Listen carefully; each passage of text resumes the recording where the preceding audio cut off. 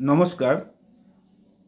Sports নিউজের পক্ষে আজকের যে বিশেষ কিছু খবর আপনাদের দেওয়া আছে, সেখানে ইস্টবেঙ্গল ক্লাবের যেমন খবর আছে, তেমনি আইএসএলের অন্য টিমেরও খবর আছে এবং একটা দুঃখের খবরও আছে।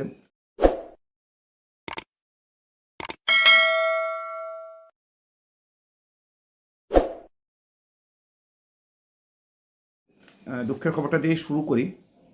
মারা গেলেন ইস্টবেঙ্গল ক্লাবের ও ভারতীয় দলের প্রাক্তন মিডফিল্ডার জেনারেল DMK আফজল। ওনার বয়স হয়েছিল 85 বছর। উনি 1962 সালে জাকার্তায় আয়োজিত এশিয়ান গেমসের যে ভারতীয় দল জয়ী হয়েছিল, সেই দলের তিনি সদস্য ছিলেন। তিনি ইস্টবেঙ্গল ক্লাবে খেলে 1965, 66, 67 তিনি ইস্টবেঙ্গলে খেলে যেমন IFA shield, Rovers cup, Durand cup, Nagjee trophy, Kerala FC trophy জয়লাভ করেছিলেন। তিনি ইস্টবেঙ্গল ক্লাবের অনেক দিন ধরেই সুনামের সঙ্গে খেলেছিলেন। ইস্টবেঙ্গল ক্লাবের খবর দিয়েই শুরু করা যাক।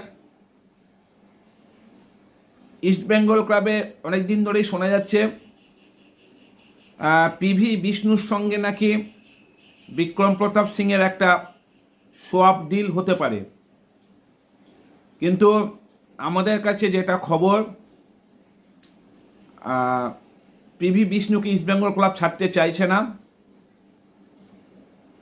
ইস্টবেঙ্গল চাইছে নন্দকুমার শেখরের সঙ্গে সোয়াপ ডিলটি করতে, কিন্তু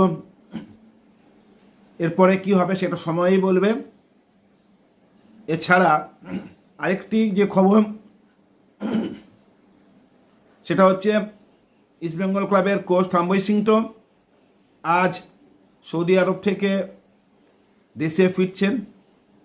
আমাদের কাছে যে বিশেষ খবরটি আছে সেটা হচ্ছে উনি কিন্তু বেশ কিছু সৌদি আরবে খেলা, সেটা প্রো লিগও হতে পারে, সৌদি প্রো লিগ বা ফার্স্ট ডিভিশন ক্লাব বা সেকেন্ড ডিভিশন খেলাও প্লেয়ারও হতে পারে, বেশ কিছু খেলোয়াড়ের সঙ্গে উনি কন্ট্যাক্ট করেছেন এবং তারপরে সেগুলি অস্কার বুজোর সঙ্গে আলোচনা করবেন। ফাইনাল ডিসিশান অস্কার বুজোই নেবেন। উনি কিন্তু যদিও ফুটবলের সঙ্গে কন্ট্যাক্ট করতে যাননি, উনি ব্যক্তিগত কাজেও গেছিলেন, সঙ্গে ইস্টবেঙ্গল ক্লাবের বিদেশি প্লেয়ার নিয়েও তিনি কিছু প্লেয়ারকে শর্টলিস্ট টেস্ট করেছেন, যেটা কিন্তু ইস্টবেঙ্গল ক্লাবের পক্ষে আসতে পারে।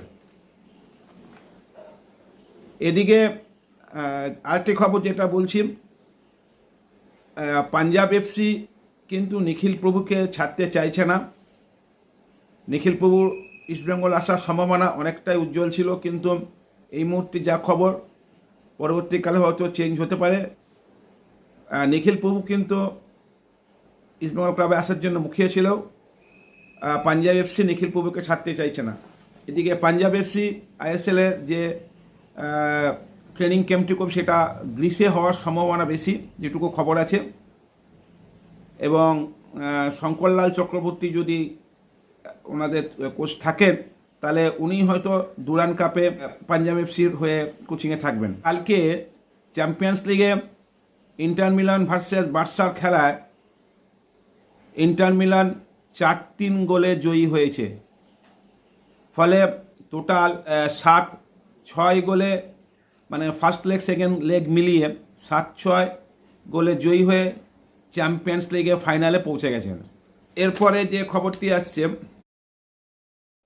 পর্তুগালের যে বয়সভিত্তিক দল হয় অনূর্ধ্ব 15, সেই দলে ক্রিস্টিয়ানো রোনাল্ডোর বড় ছেলে ক্রিস্টিয়ানো ডস সান্টোস জুনিয়র, তিনি কিন্তু চান্স পেয়েছেন। মানে রোনাল্ডোর উত্তরসূরি হিসাবে ক্রিস্টিয়ানো ডস সান্টোস জুনিয়র, উনি কিন্তু পর্তুগালের জাতীয় দল অনূর্ধ্ব 15, সেখানে কিন্তু তার নাম আছে। আশা করি তার ভবিষ্যৎ উজ্জ্বল হবে। প্লিজ চ্যানেলটিকে সাবস্ক্রাইব করবেন, লাইক করুন এবং শেয়ার করুন।